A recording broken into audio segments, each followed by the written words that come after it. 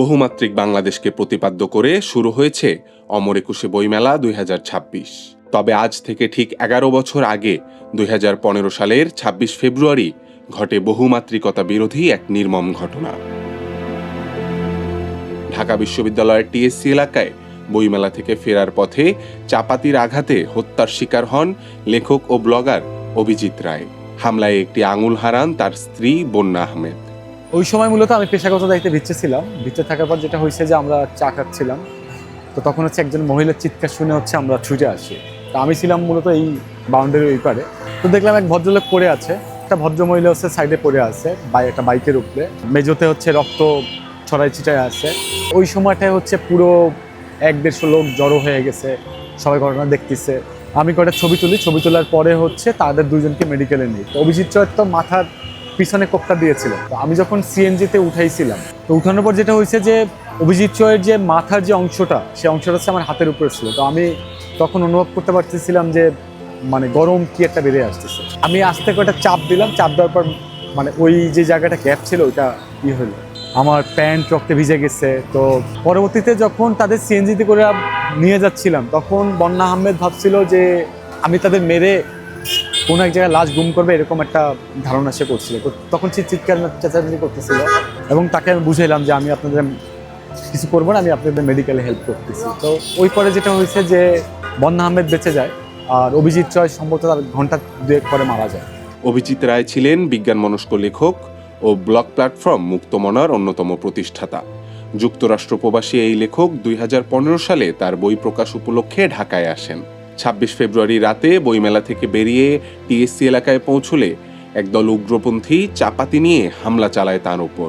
ঢাকা মেডিকেলে চিকিৎসাধীন অবস্থায় মারা যান অভিজিৎ রায়। হামলার দায় স্বীকার করে আনসারুল্লাহ বাংলা টিম। অভিজিৎ রায়ের হত্যাকাণ্ড ছিল এক ধারাবাহিক হামলার সূচনা নয়, বরং এক চলমান ধারার অংশ।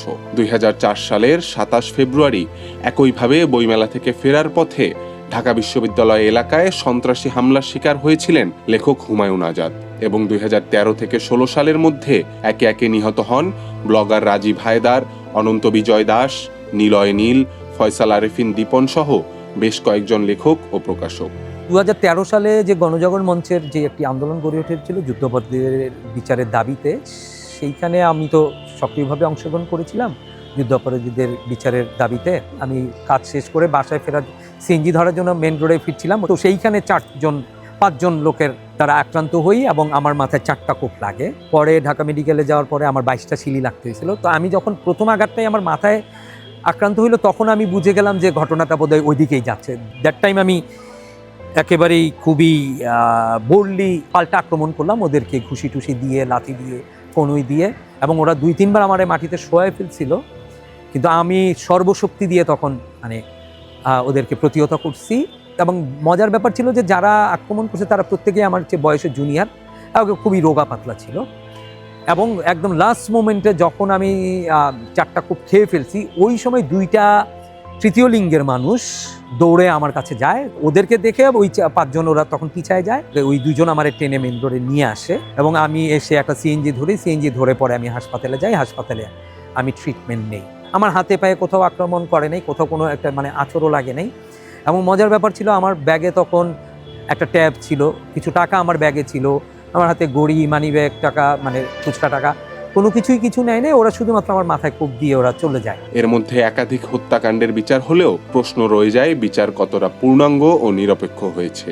অভিজিৎ হত্যা মামলার প্রধান সাক্ষী বন্যা আহমেদের সঙ্গে রাষ্ট্রপক্ষের আইনজীবীদের সরাসরি যোগাযোগ না থাকা, সাক্ষীদের মিথ্যা সাক্ষ্য দিতে রাষ্ট্রপক্ষের চাপসহ রয়েছে রাজনৈতিক উদ্দেশ্য চরিতার্থের অভিযোগ।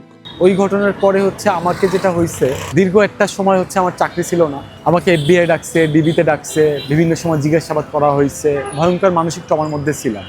এবং সবচেয়ে ভয়ঙ্কর যে ট্রমাটা ছিল সেটা যে অভিজিৎ রায় মার্ডারের পরপরই একের পর এক ব্লগার মার্ডার হচ্ছিল। তো ওই সময় মনে হচ্ছিল যে, এবং আশেপাশ থেকে বলতেছিল তুমি দেশ ছেড়ে চলে যাও, তোমার উপরে অ্যাটাক হইতে পারে। তো ওই সময়টা আসলে আমার জন্য এবং শুধু ওই সময়টা না, এবং ওই ট্রমাটা আমাকে আসলে সারা জীবনই ক্যারি করতে হবে। ২০২৪-এর রাজনৈতিক পালাবদলের পর অনেকে আশা করেছিলেন আলোচিত এই হত্যাকাণ্ড সহ ব্লগার হত্যাগুলো নতুনভাবে মূল্যায়ন হবে। কিন্তু সেই পরিবর্তন এখনো দৃশ্যমান নয়।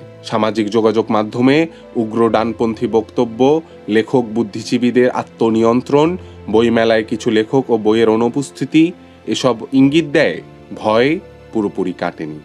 ওই সময় যেটা হয়েছিল যে খুবই প্ল্যানফুলি একটা ভয়ের পরিবেশ ক্রিয়েট করা হয়েছিল, ওটা রাষ্ট্রীয়ভাবে আবার সমাজের ভেতরে একটা সাইমালটেনাস ইম্প্যাক্ট তখন এটা রাখা শুরু হয়েছিল। অভিজিতের কিলিং, তারপরে ব্লগার, সিরিয়াল ব্লগার কিলিং, রাজীবের কিলিং, আসিফ মহিউদ্দিনের উপরে অ্যাটাক, সব মিলায় বাংলাদেশে কমিউনিটি ব্লগ, সোশ্যাল মিডিয়া হিসেবে ফেসবুকের শুরু, এই সব কিছুর মধ্যে দিয়ে যেই অনলাইনে এক ধরনের তর্ক বিতর্ক, খোলা এবং মুক্ত আলাপের যেই পরিবেশটা বিরাজ করতেছিল, এরপরে ওই পরিবেশটা নষ্ট হয়ে যায়। সমাজের বুদ্ধিভিত্তিক যেই স্বাস্থ্য সেটা ঠিক থাকার জন্য এই ধরনের তর্ক খোলামেলা হইতে পারা সেটা জরুরি, কিন্তু 13, 14, 15 এই সময়টা মিলে যে এই জায়গাটা নষ্ট হইলো, ওটা আর উত্তর খারাপই হয়েছে আমি বলবো। ওটা আর যে মেরামত হয়ে যেই সেই জায়গাটা ঠিক হয়ে যাওয়া সেটা আর হয় নাই। মানে সেলফ সেন্সরশিপ যেটা, সেটা প্রবল ভাবে আসলে সমাজের মধ্যে ব্যক্তিগত পর্যায়ে সেটা আছে। যেদিন এই ঘটনাটা ঘটে 26 ফেব্রুয়ারি, আমি বইমেলায় আসছি, আমি এই ফুটপাতের উপরে বসা ছিলাম। তো হঠাৎ দেখতে পেলাম যে একটা সিএনজি করে কাকে যেন নিয়ে যাচ্ছে এবং সিএনজির বাইরে দুটা পা বেরিয়ে আসছে। প্রচুর চিৎকার চেঁচামেচি করছে, কেউ রাস্তা খালি করার চেষ্টা করছে এবং সিএনজিটা দ্রুত চলে গেল। পা দুইটা বাইরে থেকে দেখা যাচ্ছে। সরার উদ্যানের যেই গেটটা রয়েছে এইখানে একটি হামলা হয়েছে এবং তার মাথা এমনভাবে কোপ লেগেছে যে সম্ভবত উনি সার্ভাইভ করবেন না। খুবই দুঃখের বিষয় যে গত 10 বছর ধরে আমরা নানান সময় তাকে স্মরণ করার চেষ্টা করেছি, কিন্তু এই বছর আমরাও ভুলে গেছি বিষয়টা। এইটা আসলে অভিজিৎ রায় ব্যর্থ না, ব্যর্থ যে অভিজিৎ রায়রা যাদের জন্য কাজ করে গেছেন, যেসব চিন্তাশীল মানুষের জন্য, প্রগতিশীল মানুষের জন্য যেই কাজগুলো করে গেছেন, আমরা আসলে ব্যর্থতার দিকেই যাচ্ছি। 11 বছর পেরিয়ে গেছে, সরকার বদলেছে, কিন্তু প্রশ্ন রয়ে গেছে, বাংলাদেশে কি সত্যি মুক্ত চিন্তার চর্চা নিরাপদ?